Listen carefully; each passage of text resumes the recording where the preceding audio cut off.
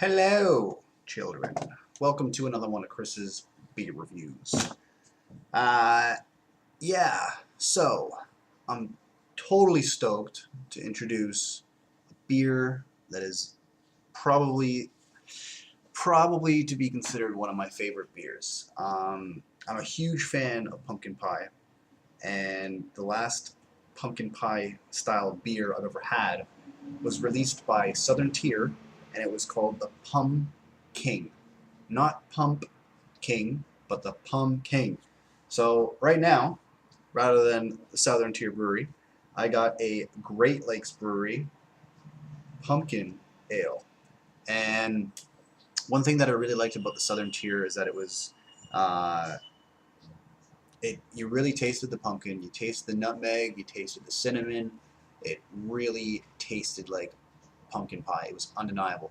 So today I'm going to be checking out the Great Lakes Brewery version, and I will be able to compare the two to you because the Southern Tier Pumpkin version is generally $9.95 in the store, and this was only $4.95. So you got about a 50% difference in cost here.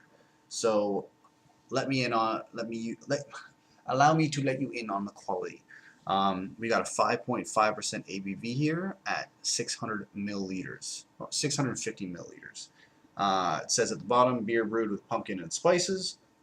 I'll read the back really briefly because it's quick. Handcrafted with specialty malts and hops, we added a generous amount of pumpkin directly into the brew. Combine this with hints of cinnamon, clove, nutmeg, and allspice, and you've got a beer that you soon won't forget. Okay, I just wanted to make sure they weren't telling me to combine the cinnamon and clove and nutmeg. Anyway, rich, satisfying, and slightly spicy, our seasonal ale goes perfectly with your favorite dessert and traditional feast. But like fall, pumpkin ale comes but once a year. Established in 1987, Great Lakes Brewery is Toronto's oldest craft brewery. We produce the finest ales and lagers made with all natural premium ingredients. Our award-winning beers are handcrafted in small batches using a historic open-fire copper kettle. One reason I started to kind of draw off of that paragraph is because just like your traditional Great Lakes Brewery, you got the upper paragraph, which is personal to the beer, and then you got the lower paragraph, which is just dedicated to the brewery. So any beer that they make, they pretty much repeat the same thing at the bottom. I'm not sure if this is new for me to read on here regarding the historic open fire copper kettle, but the rest I'm very familiar with. You can check them out at greatlakesbeer.com. Please see neck of bottle for production date. So I'm just going to rip this off, check out the neck of the bottle, and apparently I can't see anything about the date of the bottle, so whatever. Now, right before I dig in here, if this doesn't end up being good, which I doubt, I have had a Great Lakes Brewery beer that was phenomenal in the realm of spices. I don't mean hot spices, I mean, you know, the nutmegs and the cloves and the allspice, all that kind of stuff. It was the winter ale. So because of the winter ale, I am very confident that this will kick some ass. So here goes. Unfortunately, we got a plain old cap there. Found a lighter. Here we go. I'm going to be using... It smells very much like pumpkin pie, but it has a strange lingering aroma. I'm going to be using my tulip glass because there is no preference on here, and tulip glasses just happen to be my favorite. Yeah, it really did smell like pumpkin pie, but with a really strange lingering aroma that I can't quite put my finger on. Got about a 2-finger head there.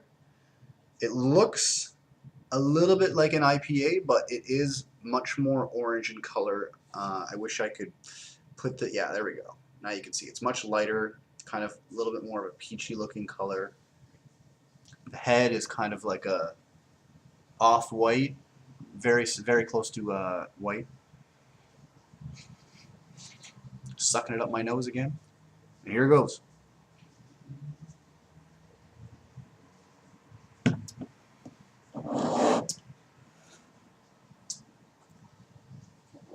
Alright, Great Lakes. The winter ale was much better. And that lingering aroma that I said that I could pick up in this beer seems to take up a large majority of what this beer is supposed to taste like. If there's one thing that I could point out, I do not remember the Southern Tier version having allspice in their beer. It could be allspice. I can't see it being the nutmeg or the clove or the cinnamon. It might be the allspice that has taken this beer down a notch.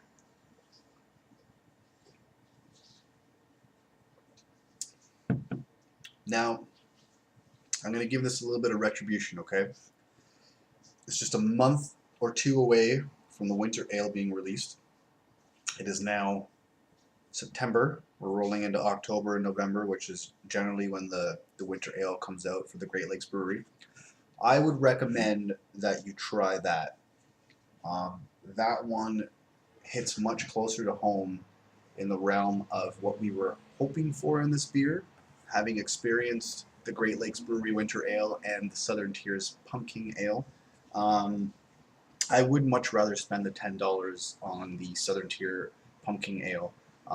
It is undeniable how much that tastes like pumpkin pie in comparison to this one. This does have hints of pumpkin pie in it, but the aftertaste is not something that you'd be looking for in this beer.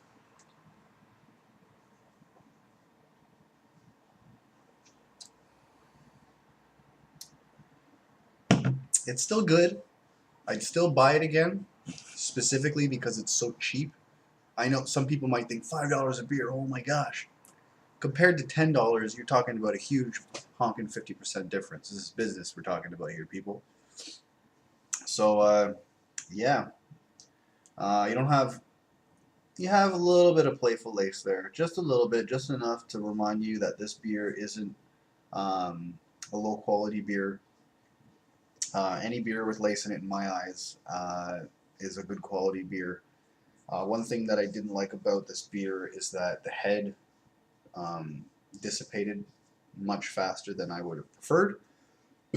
Once again, I'm not sure how much that has an impact on the quality of this beer in particular, but most of my beers, I like a long-lasting head.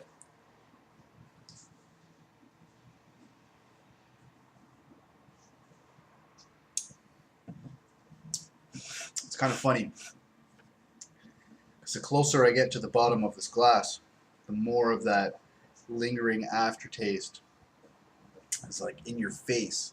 It has a very smooth front, and you start picking up on the taste in the back end. The aftertaste is really where you taste everything. If I could say anything, you taste most of the pumpkin pie as it's on its way down than you do on the back end of your taste buds.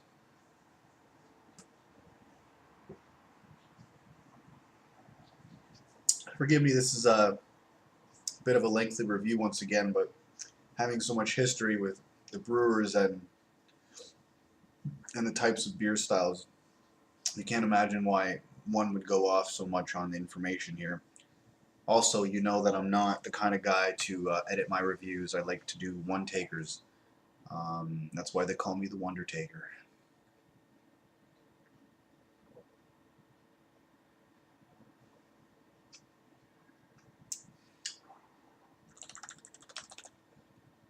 Alright, people. You got it. That's what the pumpkin ale is all about. I'm going to give it a fair 2.9 out of 5 for effort. I would give it a much bigger rating if it just did not have that lingering aftertaste.